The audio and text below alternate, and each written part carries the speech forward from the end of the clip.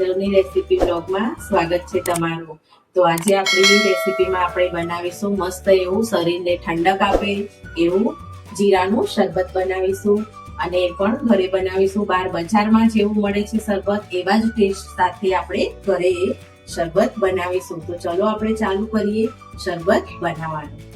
તો તમારે કોઈ પણ એક વાટકી સેટ કરી લેવાની છે। તો મેં અહીંયા 50 ગ્રામ જેટલું જીરું લીધું છે, ગ્રામમાં 50 ગ્રામ છે અને એક વાટકી અડધી વાટકી જેટલું જીરું છે અને એક મોટી ચમચી જેટલી વરિયાળી લીધી છે। વરિયાળીનો ટેસ્ટ ખૂબ સરસ આવે છે આનાથી થોડું।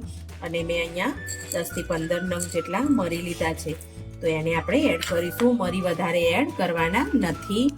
તો એ રીતે આપણે શરબત બનાવીશું અને જે વાટકીથી આપણે જીરું લીધું હતું એટલું જ આપણે અંદર પાણી નાખીશું। પાણીનો ઉપયોગ આપણે વધારે નથી કરવાનો।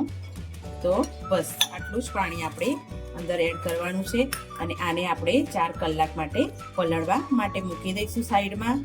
પછી આપણે બનાવીએ શરબત આનું। તો આપણું વરિયાળી, જીરું અને મરિયા એ બધું મસ્ત એવું અંદર ફૂલી ગયું છે પાણીમાં। તો આપણે આને પાણી સાથે જ એડ કરીશું કારણ કે બધું જીરાનું ફ્લેવર બધું જ પાણીમાં આવી ગયું છે। તો આ રીતે આપણે એક મિક્સરમાં લઈ અને આને ક્રશ કરી લઈશું।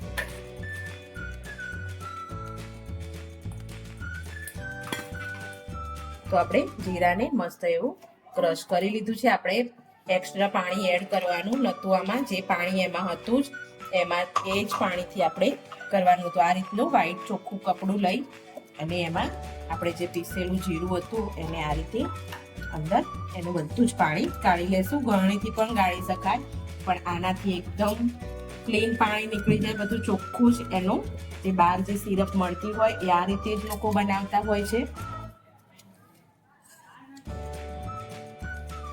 તો આ રીતે આપણું બધું સિરપ આ રીતે આપણે નિતારીને કાઢી લેવાનું રહેશે।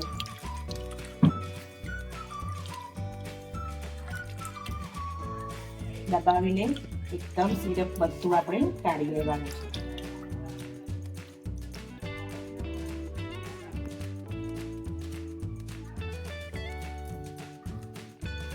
જો આ રીતે આ ભૂક્કાને તમે ખાતર તરીકે ઉપયોગ કરી શકો છો। કોઈ બી કુંડામાં અને એમાં તમે નાખી શકો છો, એટલે આ વેસ્ટ નથી, આ એક ખાતરનો તરીકે પણ ઉપયોગ કરી શકાય છે આ। તો આપણે જે વાટકીથી જીરું લીધું હતું એ જ વાટકીથી આપણે 2 વાટકી એની ડબલ એટલે કે એનાથી ડબલ ખાંડ લઈશું। 2 વાટકી જેટલું જે વાટકીથી જીરું લીધું હતું એની 2 વાટકી ખાંડ લઈશું અને એના 1 ભાગનું પાણી લઈશું આપણે। તો બસ આ સિરપને આ જ રીતે બનાવવાનું છે। તો 1 વાટકી જીરું હતું આપણું, તો 2 વાટકી ખાંડ અને 1 વાટકી પાણી, એ રીતે આપણે આ ખાંડને એકદમ મેલ્ટ થવા દઈશું અંદર।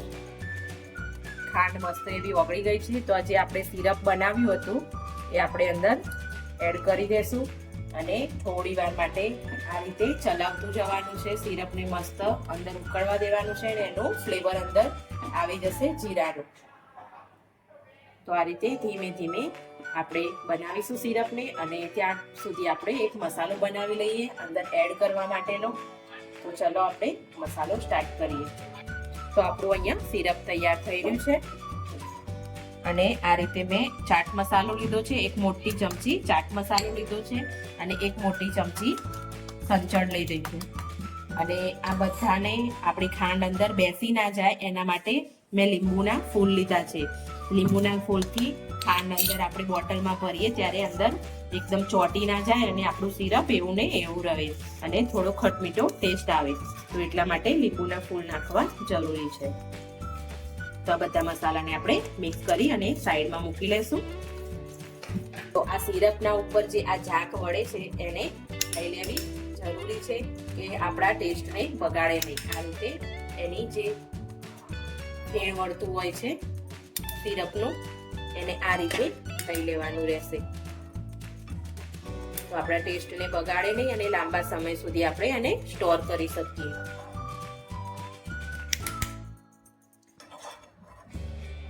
તો અહીંયા આપણું સિરપ મસ્ત એવું ઘટ થઈ ગયું છે। એકદમ ચાસણી પણ નથી કરવાની, આપણે મધ જેવું રાખવાનું છે। મધ કેવું હોય છે એ રીતનું સિરપ આપણું રાખવાનું છે। તો આ રીતનું આપણું સિરપ તૈયાર છે અને એકદમ મધ જેવું રાખવાનું છે, કોઈ તારની ચાસણી નથી કરવાની. તો અહીંયા આપણે હવે ગેસને બંધ કરી દઈશું અને સિરપને ઠંડુ થવા દઈશું થોડી વાર. મસાલો અંદર હાલ એડ કરવાનો નથી, સિરપને એકદમ ઠંડુ થઈ જવા દેવાનું છે. જો એકદમ મસ્ત આપણું જીરાનું સિરપ તૈયાર છે. તો આપણા સિરપને આ રીતે ઠંડુ કરવાનું છે, એટલે આ રીતે બીજા વાસણમાં આપણે કાઢીને ઠંડુ થવા માટે થોડી વાર એવું સાઈડમાં મૂકી દઈએ. પછી આપણે ઠંડો જીરા શરબત કરીને પીશું. તો આપણું જીરાનું મસ્ત સિરપ એવું ઠંડુ થઈ ગયું છે. તો જે આપણે મસાલો બનાવ્યો હતો એ અંદર એડ કરીને સરખો મસાલાને મિક્સ કરી લેશું. સેમ બાર જેવો જીરા શરબત બનીને તૈયાર થશે આનાથી.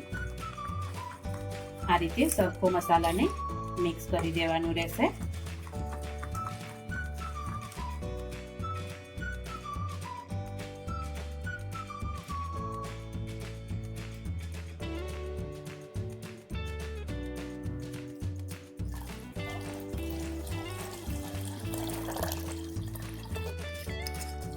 તો આપણો મસ્ત એવો ઠંડો જીરા શરબત તૈયાર છે. મેં એક નાની વાડકી જેટલો ઉમેર્યો અને 2 ગ્લાસ જેટલું પાણી ઉમેર્યું. હવે આપણે આમાં બરફના ટુકડા નાખીશું, એકદમ ચિલ્ડ બનાવીશું અને થોડા એવા લીંબુના ટુકડા નાખી દઈશું અને એકદમ મસ્ત આપણો જીરા શરબત ગરમીમાં ઠંડક આપે અને એકદમ શરીર માટે સારો એવો જીરા શરબત તૈયાર છે. તો આપણે આને ગમે તે પણ મહેમાન આવ્યા હોય તો પણ આપણે આને આપી શકીએ છીએ. મસ્ત એવો આપણો જીરા શરબત. તો આપણે આને હવે સર્વ કરીશું. આ સિરપને તમે બોટલમાં 6 મહિના સુધી સ્ટોર કરીને ફ્રીજમાં પણ મૂકી શકો છો. તો આ સહેજે પણ બગડતું નથી સિરપ. તો આ સિરપને આપણે મૂકી દઈશું અને સ્ટોર કરી દઈશું.